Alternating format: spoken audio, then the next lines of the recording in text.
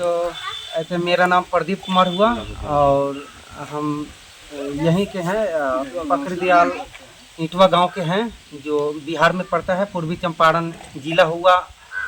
और इसके पहले प्रभु में आने का मुख्य उद्देश्य क्या था, हम ऐसे तो प्रभु को जानते नहीं थे, लेकिन प्रभु ने हमारे जीवन में काम किया, वचन के माध्यम से काम किया और प्रभु की सच्चाई को हमने जाना और इसके बाद हम प्रभु के पीछे आए। मुख्य कारण था कि पिछला जीवन जो हमारा था प्रभु में आने का, वो काफ़ी खराब था। मतलब गलत लोगों के साथ रहना, दारू शराब नशे में चूर रहना, एकदम गलत काम करना, बहुत बुरी काम करना करके, और ऐसा हमारा पहले का चरित्र था। लेकिन जब हमने बाहर गया था और बाहर में मोबाइल के माध्यम से और एक वचन जो आया, मूर्त जगत कोई वस्तु नहीं, ये कुछ और कोई परमेश्वर नहीं करके, और ऐसा वचन आया। तो इस वचन को जब हमने देखा तो हमें आज से 20 साल पहले जो हमारे पिताजी इस वचन को बताए हुए थे, वो वचन हमें याद है कि आज से 20 साल पहले हमारे पिताजी ने इस वचन को बताया था करके।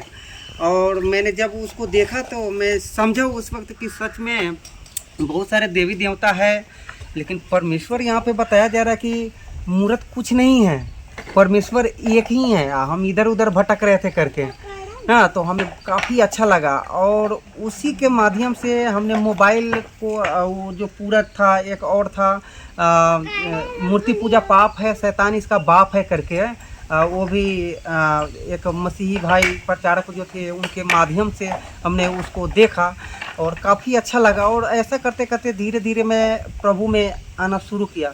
लेकिन प्रभु में आने से पहले मैं काफ़ी डरता था, चर्च के नाम से ही काफ़ी डरता था मैं। हाँ, हालांकि हमारे पिताजी का करीबी हैं, बहुत करीबी दोस्त हैं हमारे अंकल उपेंद्र प्रसाद यादव जी, और काफ़ी करीबी होने के बावजूद भी हम यहाँ पे नहीं आते थे। अगल बगल में इधर उधर जाते थे तो समाचार मिलते थे, प्रणाम वगैरह ऐसे करते थे, समाचार मिलता था। लेकिन वो बोलते थे चर्च आने के लिए, चर्च नहीं आ पाते थे। लेकिन एक बार अचानक हृदय में अगुवाई हुआ, मैं पिताजी को बताया भी नहीं, संडे का दिन था, मैं स्नान किया, तुरंत साइकिल उठाया और चला आया चर्च में। और पास्टर साहब जब प्रार्थना कर रहे थे तो अचानक हील हुआ, अचानक ज़ोर से कंपन होना शुरू हो गया और एक ऐसा लग रहा था उससे पहले कि कोई 50 किलो का वजन हमारे शरीर पे रख करके जांच दिया था ना। काफ़ी तनाव में, डिप्रेशन से जी रहे थे, कई बार आत्महत्या करने का मन करता था, कभी किसी से लड़ जाते थे, कभी मैनेजर से झगड़ा हो जाता था, मतलब बहुत किस्म का ऐसा होता था। लेकिन एकाएक जब यहाँ पे आए तो धक से आवाज़ किया और एकदम पसीने पसीने से एकदम अथी हो गए। और उस वक्त काफ़ी हमें अच्छा महसूस हुआ, एकदम ठंडा ठंडा महसूस हुआ और एकदम हल्का महसूस होने लगा। और मैं फुट फुट कर रोने लगा, परमेश्वर का जब आत्मा हमें छुआ, फुट फुट कर रोने लगा मैं, और काफ़ी आनंद से भर गया, काफ़ी उत्साह से भर गया और परमेश्वर का नाम की महिमा करना शुरू कर दिया उसी वक्त से। और जैसे जैसे हम प्रभु में आना शुरू किया, शैतान भी हमें पीछा करना नहीं छोड़ा। और इसके कारण जब हम अपने ससुराल गया था तो हमारे ससुर जी हमारी साली के लिए लड़के ढूंढने के लिए बोले थे। और जब उसको ढूंढने के लिए हम जा रहे थे कहीं, तो रास्ते में परमेश्वर का आत्मा फिर हमसे बात किया और अंदर में आवाज़ आया कि बेटा तू आगे मत जा, तुझे देखने वाला कोई नहीं है करके।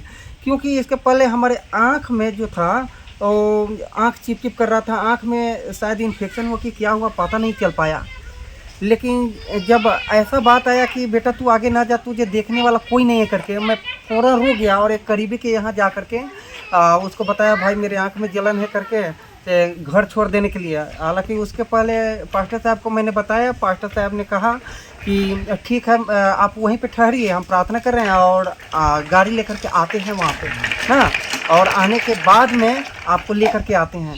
तो हमारे एक करीबी भाई ने बताया कि नहीं ठीक है कोई बात नहीं, इसे हम उनको घर तक छोड़ देते हैं। और इस प्रकार से हम लोग घर पे आए। घर पे आने के बाद में सब लोगों ने मिलकर परमेश्वर से दुआ की और प्रभु ने हमें उस वक्त चंगाई दिया, अच्छा हुआ, ठीक है। लेकिन बाद में फिर परेशानी बढ़ जाता था। ऐसा होता था कि आँख का जो लाली था, लालापन और वो आँख से जो खून जैसा आंसू गिरा था, खून जैसा ही कहिए उसको।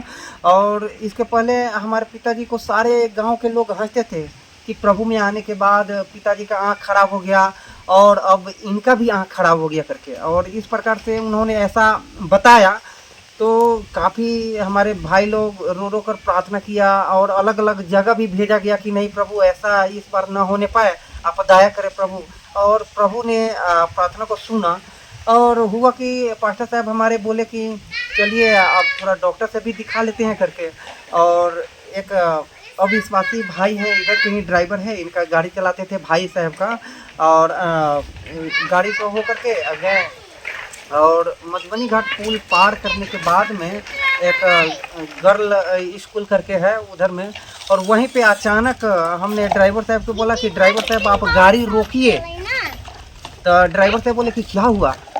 हमने कहा कि नहीं नहीं नहीं मैं बिल्कुल अच्छा हूँ, मुझे सब चीज़ दिखाई दे रहा है, कोई दर्द वगैरह नहीं है ना। ड्राइवर साहब बोला कि सच में। हमने बोला बिल्कुल सच में, मैं सच बोल रहा हूँ करके। और गाड़ी को रुकाया गया और मुझे देखा गया, मेरा आँख नॉर्मल हो चुका था उस वक्त ना। लेकिन फिर भी वो हमारे पिताजी और जो पास्टर साहब थे उन्होंने कहा कि चलिए थोड़ा डॉक्टर से भी मिल लेते हैं, क्या कि आधा रास्ता पर आ गए हैं और इसके बाद में जाकर के थोड़ा दिखा लेते हैं। और इस प्रकार से जब डॉक्टर के पास में गया तो डॉक्टर साहब ने 3-4 मरतबा में चेक किया। चेक करने के बाद में उन्होंने कुछ नहीं पाया आँख में। मैंने डॉक्टर साहब के बताया कि आँख में चुभन हो रहा था, यहाँ पे थोड़ा बढ़िया से देखिए करके, लेकिन उन्होंने देखा और बताया कि कुछ नहीं है करके आँख में। और इसके बाद में मैंने डॉक्टर साहब से पूछना शुरू किया तो अचानक क्या हो गया हमारे आँख में, आप बता सकते हैं। तो उन्होंने हमसे पूछा कि आप बताइए कि कैसे हुआ करके। हमने बताया कि हम और हमारे ससुर जी जो है साथ में होकर के जा रहे थे, तो अचानक क्या बोलता है आँख में चिपचिपा टाइप का हो गया। और हमारे ससुराल वाले सारे लोग बोल रहे थे कि वो बड़ा स्थान है, वहाँ पे कोई हरण नहीं बजाया है इसलिए ऐसा हुआ है ना, इस प्रकार से कहा। तो डॉक्टर साहब को हमने जब बताया तो डॉक्टर साहब बोले कि वहाँ पे गैस का आवरण होगा, गैस का आवरण होगा, वहीं गैस आँख में लग गया होगा करके। लेकिन हमारे दिल में वही हुआ, मैंने सोचा कि अगर गैस का आवरण होता वहाँ पे तो हमारे ससुर जी जो हेमलेट नहीं लगा रखा था तो उसको तो जरूर छूता गैस का आवरण, लेकिन हमारे ही आँख में ऐसा क्यों हुआ। तब हमें समझ में आया नहीं, प्रभु के पीछे चले हैं तो प्रभु एक गवाही हमारे माध्यम से तैयार करना चाहता है अपनी महिमा के लिए। और इस प्रकार से प्रभु में आना शुरू किया। प्रभु में आए तो काफ़ी अच्छा हमको लगा और बहुत सारी बातें हैं, प्रभु ने हमारे जीवन को बदला और प्रभु ने बहुत सारे आदतों से छुटकारा दिया, हमें बहुत बड़ा काम किया, अद्भुत काम किया है हमारे जीवन में। ऐसा गुप्त बात भी है जो प्रभु ने हमारे जीवन में किया है, तो सारा जो भलाई हमारे जीवन में किया है, इसलिए प्रभु को हम बहुत बहुत धन्यवाद देते हैं। और हम कहना भी चाहेंगे कि लोग सच्चाई को जाने, सच्चे जीवते परमेश्वर को जाने, ताकि उनका उद्धार हो सके और उनका पाप क्षमा हो सके। वो प्रभु यीशु मसीह के द्वारा ही संभव है, वचन भी कहता है। देखिए ऐसा जैसे प्रभु से पहले हमने बहुत सारे नशाएं की थी। एक बार नशा करता था तो 3 दिन सो जाता था करके ना। तो प्रभु को जाना, प्रभु का वचन हमसे बात किया, क्या तुम नहीं जानते करके, ये परमेश्वर का मंदिर है, इसे जो कोई नाश करेगा परमेश्वर का आत्मा उसे नाश करेगा करके। और इस वचन जो आया और इसके माध्यम से हमने उद्धार को पाया, हमें उस गलत चीज़ों से छुटकारा पाया ना। तो मैं उन लोगों से कहना चाहता हूँ जो इस वक्त नशे के आदी हैं, नशे करते हैं, कि कृपया उस नशे से दूर होने के लिए केवल प्रभु यीशु मसीह ही हैं। जब तक प्रभु यीशु मसीह के पास नहीं आइएगा तब तक कोई छुटकारा, कोई लाभ नहीं होगा। चाहे आप कितने बड़े से बड़े डॉक्टर के पास में जाइए, कितने बड़े से बड़े अच्छे काम कीजिए, कोई फ़ायदा नहीं। जब तक प्रभु के पास में आइएगा, सच्चे और जीवते परमेश्वर के पास में आइएगा, तो वो आपको छुटकारा देगा। धन्यवाद। सब कुछ जय मसीह।